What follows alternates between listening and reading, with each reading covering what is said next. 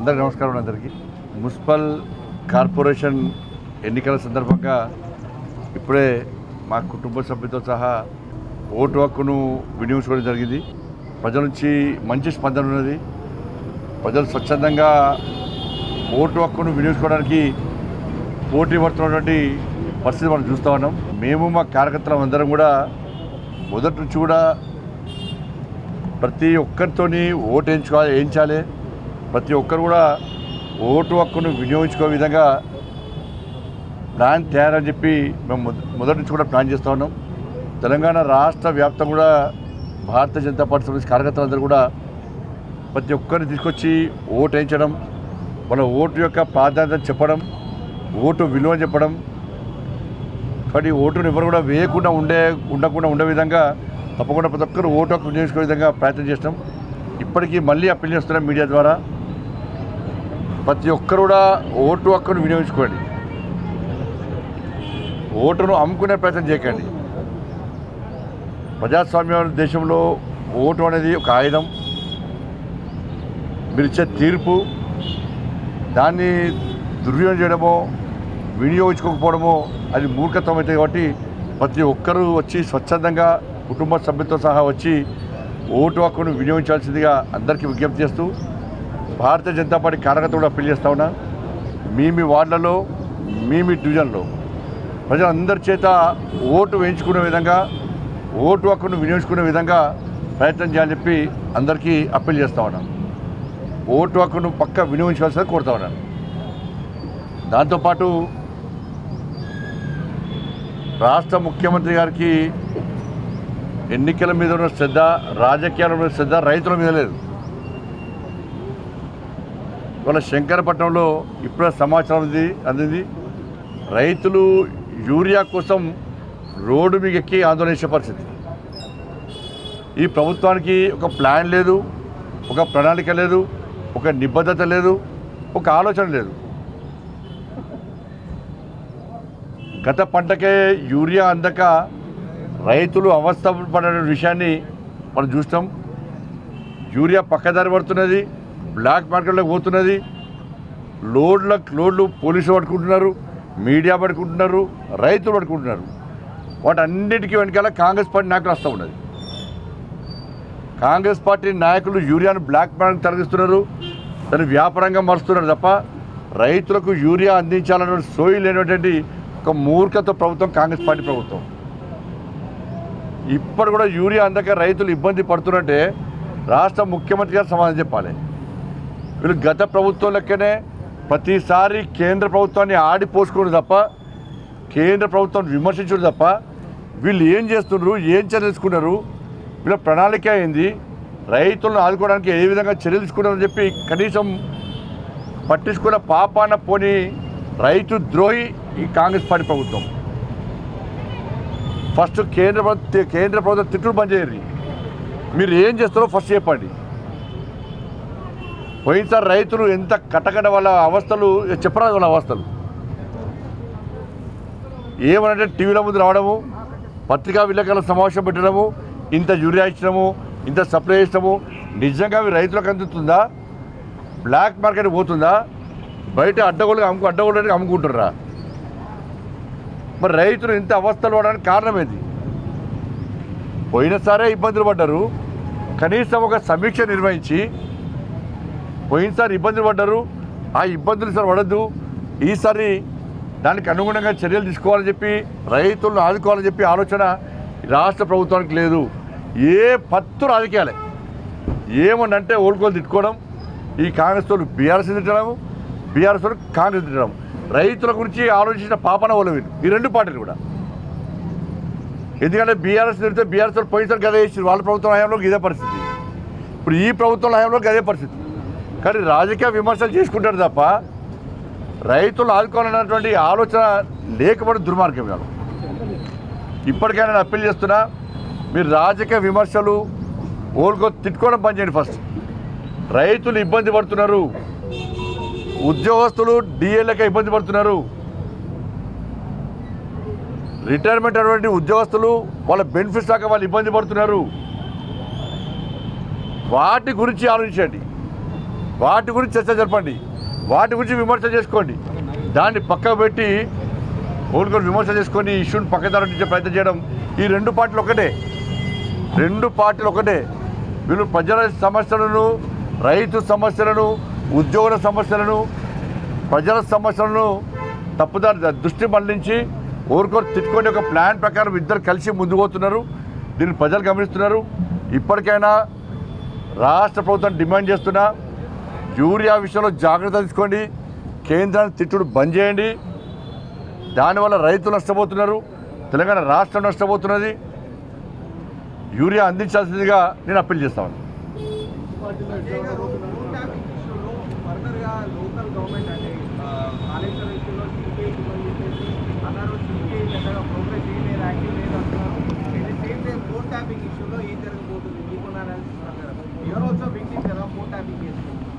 రాష్ట్ర ప్రభుత్వం సమాధానం చెప్పాలి.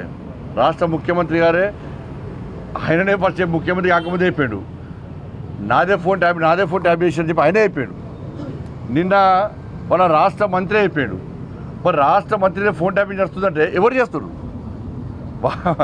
వాళ్ళ మంత్రులు వాళ్ళే చేస్తురా, ముఖ్యమంత్రి చేస్తురా, లేకపోతే బీఆర్ఎస్ పార్టీలు చేస్తురా? ఇప్పుడు ముఖ్యమంత్రికి అయితే ఇప్పుడు చెప్పిన మంత్రి ఒక ఇంపార్టెంట్ మినిస్టర్, ఆయన ఆ మినిస్టర్ అయితే ఆలోచన ఉండాలి కదా. ఆయన ఫోన్ ట్యాపింగ్ అవుతుందంటే మరి ఎవరు చేస్తున్నారు? మరి కేసీఆర్ బిడ్డచ్చే బయట అయిపోయింది. రాష్ట్ర ముఖ్యమంత్రి చర్యలు తీసుకుంటాం, ఇక చూడు నన్ను చూడు అందం చూడాలంటూ ఊకాదప్పుడు ఉపన్యాసం ఇచ్చాడు. తుపాకి రామిని కోతలైన ఏం చేయడు. ఎవడ కేంద్రాన్ని తింటుండే. మళ్ళీ చెప్తున్నా, కేసీఆర్ కుటుంబం మీద ఏ ఇష్యూలనైనా అరెస్ట్ చేసే దమ్మునికి ఉందా? మన కేంద్రం ఏం చేస్తాడంటావు? నేను మళ్ళీ చెప్తున్నా, నాకు చేత కాదు. కేసీఆర్ కుటుంబాన్ని అరెస్ట్ చేసే దమ్ము నాకు లేదు, నాకు రేషం లేదు, నాకు రోషం లేదు. నేను చేవదర్శిని నాతో కాదు అని చెప్పి రాష్ట్ర ముఖ్యమంత్రి స్పష్టం చేస్తే కేంద్ర ప్రభుత్వం మీద చర్యలు తీసుకోవడానికి ముందుకు వస్తుంది.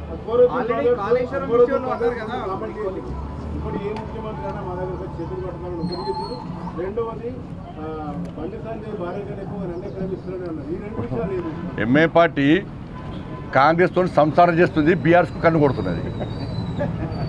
ఎంఏ పార్టీ కాంగ్రెస్ పార్టీతో సంసారం చేస్తున్నది, బీఆర్ఎస్ పార్టీకి కన్ను కొడుతున్నది. వాళ్ళ వివరించాలి అది.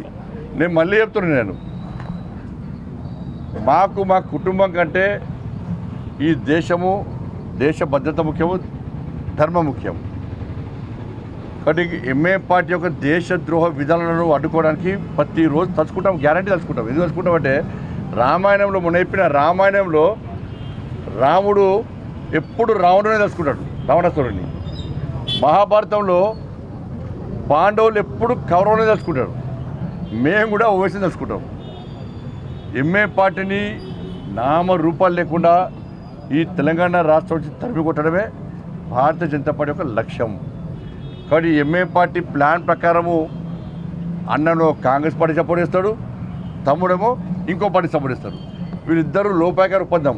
అన్ననేమో అధికార పార్టీతో సపోర్ట్ చేసుకొని ఆయన వ్యాపారాలు పైసలు సంపాదించుకుంటాడు, ఈయన ప్రతిపక్షాలకు సపోర్ట్ చేసుకుంటా ఈయన అదో రకంగా బ్లాక్మెయిల్ చేసి పైసలు సంపాదించుకుంటారు.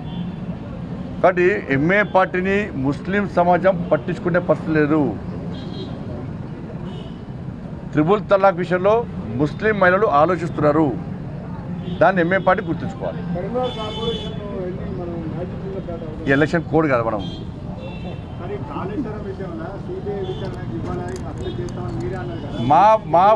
మా భుజం మీద తుపాకీ కాల్సినట్టు అంత పిచ్చోళ్ళం కాదు, ఎడ్డోళ్ళం కాదు మేము.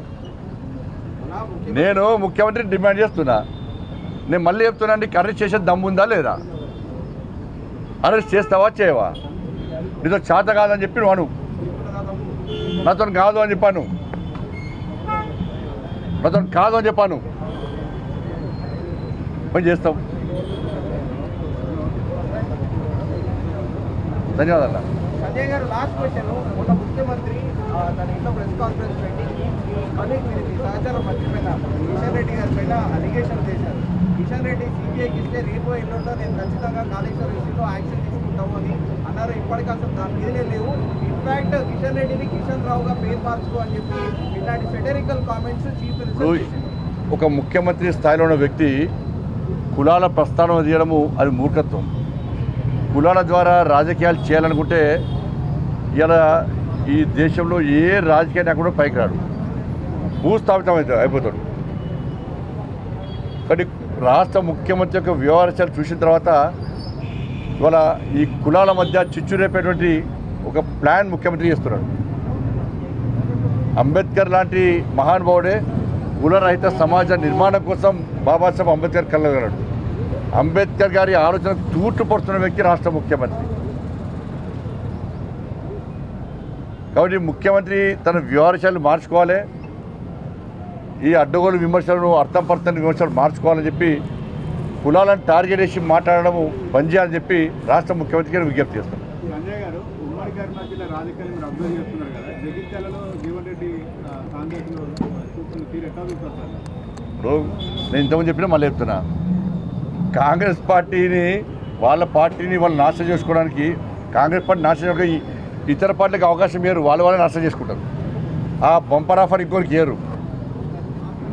ఈ జగిత్యాల తెలంగాణ మొత్తం అదే పరిస్థితి, దేశం మొత్తం అదే పరిస్థితి. వాళ్ళ పార్టీని వాళ్ళే సర్వనాశనం చేసుకుంటారు. ధన్యవాదాలు. కృష్ణా జిల్లాలో కాంగ్రెస్ బీజేపీ కలిసి ఆంధ్రాకి దోచిపెట్టిందని సిగ్గుండాలే. తెలంగాణ ద్రోహే కేసీఆర్. కృష్ణా జలాల విషయంలో తెలంగాణ వాటా 575 టీమ్స్లు తెలంగాణ రాష్ట్రానికి రావాల్సి ఉంటే 299 టీమ్స్లకే సంతకం పెట్టిన మూర్ఖుడు ఎవరు మూర్ఖుడు సంతకం పెట్టేది? పక్క రాష్ట్రంతో అక్రమంగా ఒప్పందాలు కుదుర్చుకుంది ఎవరు? బీఆర్ఎస్ పార్టీ కదా. ఒక్కసారి కాదు, ఒక్క సంవత్సరం కాదు, మూడు అపెక్స్ కౌన్సిల్ సమావేశాలు కూడా ఇదే బీఆర్ఎస్ పార్టీ తెలంగాణకు ద్రోహం చేసింది. నేనే లేఖలు రాసిన, అపెక్స్ కౌన్సిల్ మీటింగ్ నేనే పెట్టించిన. ఆ రోజు కేసీఆర్ నిలదీసినాం. జలశక్తి మినిస్టరు గజల్ షెకావత్ గారు కేసీఆర్ను ముక్కుచుడిగా డైరెక్ట్ ప్రశ్నించాడు. నువ్వు తెలంగాణ రాష్ట్రానికి 570 టీమ్స్లు రావాల్సి ఉంటే 299 టీమ్స్లకే ఎందుకు సంతకం పెట్టామని చెప్పి జలశక్తి మంత్రి గారు కేసీఆర్ ప్రశ్నిస్తే నల్లమొక్క వేసుకొని బయటికి పోయాడు. ఎవరి కారకులు? ధన్యవాదాలు.